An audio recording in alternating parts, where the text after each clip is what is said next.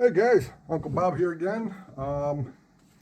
Today we're gonna do another RC kits on the back burner, or projects on the back burner. Is my original Tamiya Blackfoot. Now,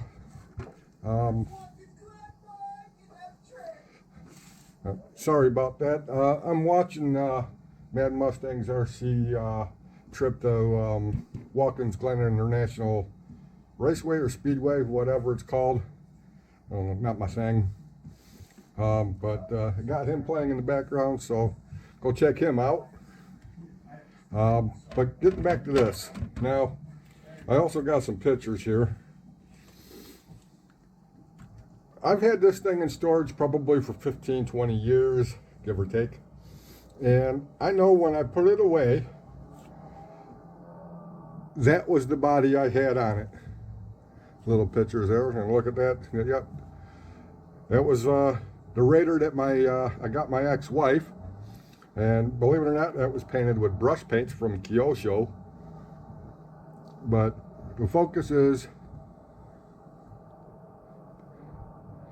the Blackfoot. Now, this Blackfoot is not the same body. Why would I take the stickers off the Blackfoot and then try to paint this with what looks like brush on paints or something? There's all kinds of brush strokes in this thing. I don't know if you can see it, but there's brush strokes and there's runs. Now, I've tried with success the Tamiya polycarbonate body cleaner. Takes the paint off, and this is down to the bare door. But again, that's not the point. The point is it's got road rash all over it. It's got really nasty glue here. I did try a different kind of stripper to get that paint off. I still do have the original grill. I don't know where the hell it is. Same with the tailgate, with the lights still attached. Tailgate says Ford, and it's definitely a Ford grill. I couldn't find it. One of the reasons why I pulled this off to the side. Anyway, there is no freaking reason why I would pull the stickers off a pristine body and do a crap paint job, especially with a brush. You see those brush strokes on that rear fender there? Unfucking real.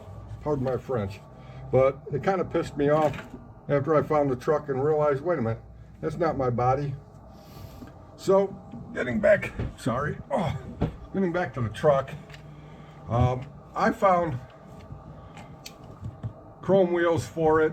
These are the original stock tires since I had this kit. These are for the Frog. These Nerf bars are for the Frog. These are Trinity shocks. They leak like a sieve. There's a very thin, small O-ring that goes on either end of these, and there's something about O-rings and silicone oil or non-silicone oil in the O-rings. It eats them, and then you get leaks. This has got several broken parts in it. One of them being for the front here. Well, the bumper mount here somewhere, one of these. This one here is broken, this side. Anyway, that's broken. The cover here for the shock stay, front body mount, whatever you want, supposed to bolt down three screws and then zip ties to this metal plate to keep it from doing that. Oh yeah, this is, you can almost see that screw come out now because it's broken. The suspension pieces in the front have brass inserts in it. Wow, look at this dust. Wow, frickin' A. Come on, Bob, you should have cleaned it better before you put it on camera. The arms, pull that off real quick. Pull the tire. I'm surprised it still has bearings in it. Look at this freaking hair from sitting, wow. The steering knuckles, I believe are, well, yep, that shock is leaking, are CRPs. Because that's why they're yellow. They're supposed to be, they're stronger than the stock ones. These upper and lower arms, they have brass bushings inserted into them. Those are also from CRP, I believe. Don't quote me on that. I don't remember if it's CRP or RPM. I don't know if it was RPM or not. Something like that. It's been many, many years. 30-something years. The other thing is, if you could see, I have the frog plates on for the suspension in the rear because it tied in nice with the aluminum Nerf bars, and I thought it just added character with that. Yeah, there's my Teflon tape trying to keep it sealed, but that didn't work. These are beautiful green shocks, and they would probably look better on a frog because some frogs are green, not pink and white, but you know, from Tamiya. Now on the rear, I gotta go find the proper tool. I will be right back. Okay, I am back. I grabbed the proper tool. Now you can really see those green colored anodized Trinity shocks. I still have a header for either front or rears. I can't remember which. They did come with different springs, but anyway. This is running a Thorp differential. Now, at one point in time,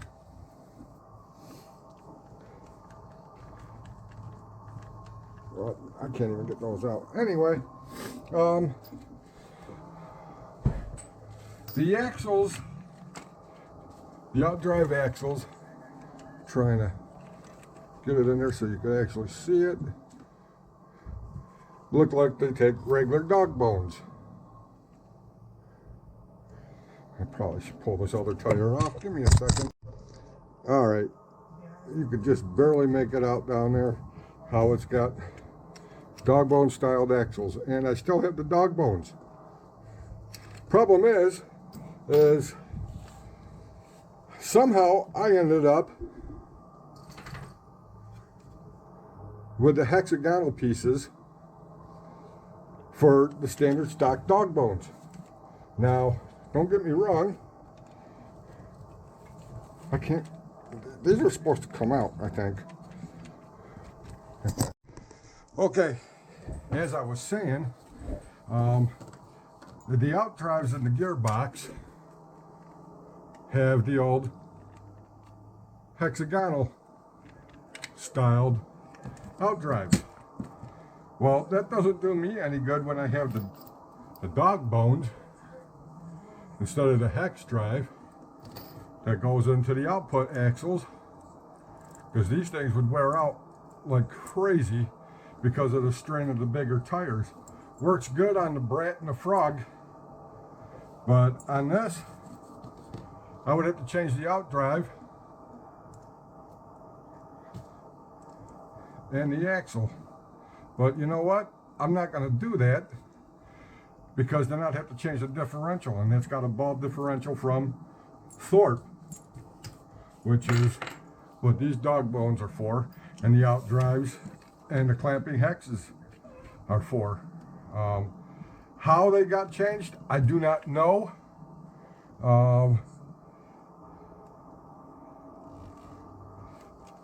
These bearing supports, I had the yellow ones in there, like the suspension arms or steering blocks, whatever you want to call them.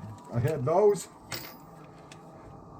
in yellow. They were a little tighter, and they held the bearings in more of a better of alignment.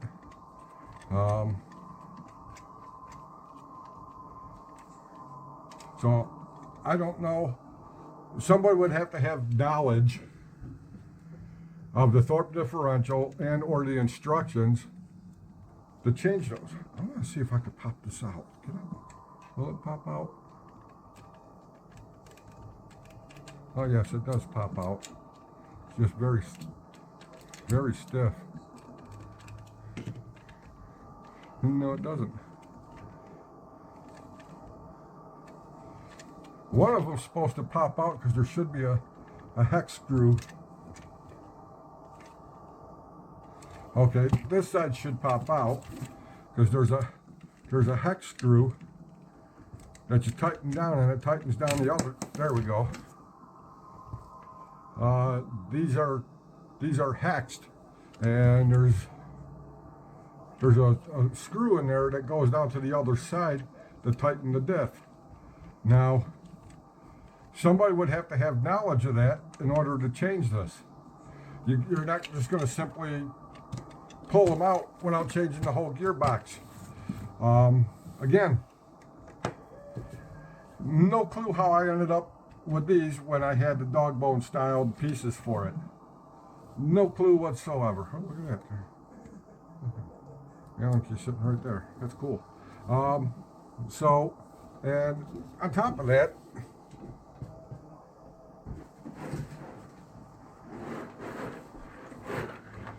get this out of the way real quick.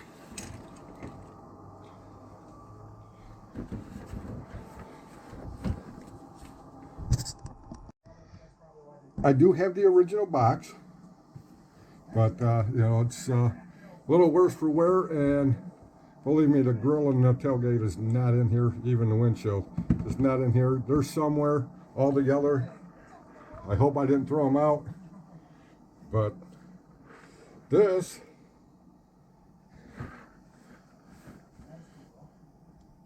I wish I could do more with this.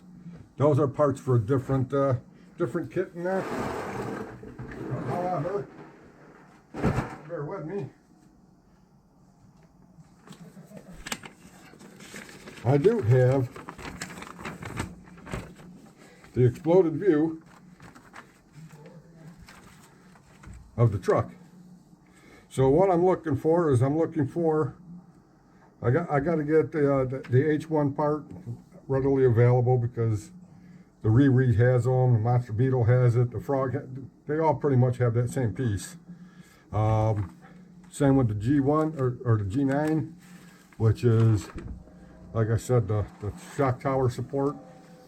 Here I was just looking at parts and stuff like that. Like I said, I do have the grill. I do have that grill, and I do have that tailgate. Both which say Ford on them. So yeah, that was why does that look funky? Anyway, that was that. Now, just to fill up a little time, as I said, that was the body. It was in beautiful shape, no road rash. Even the sunroof was in properly.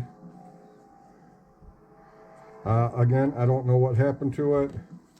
And go back to some other photos here. There was one of my ESP clouds with the Proline Giant tracks. Yes, that's an MRC MT10S box with 2 cloud tires and a board. Me and my buddy Jason, we would jump it in the living room. Oh, that's a Chevy X11. How'd that get in there? My first cloud I ever owned.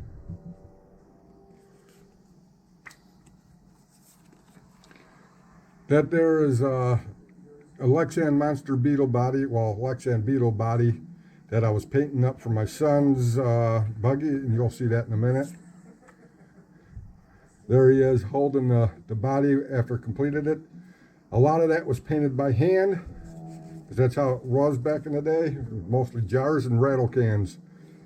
There he is in the backyard with his Blitzer Beetle over a makeshift jump. We had a little track in the backyard. We even had it we were even making recordings on VHS tapes with VHS camcorders back in the day. So yeah, go back a little while. There's my TXT1 that I was building. That was probably 2000. Yeah, I think that was 2000.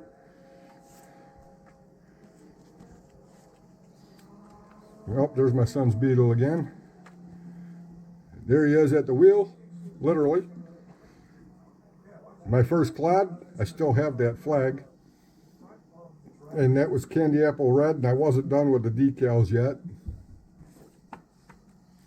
Some of you might have seen this picture. That's just some of the things I've had.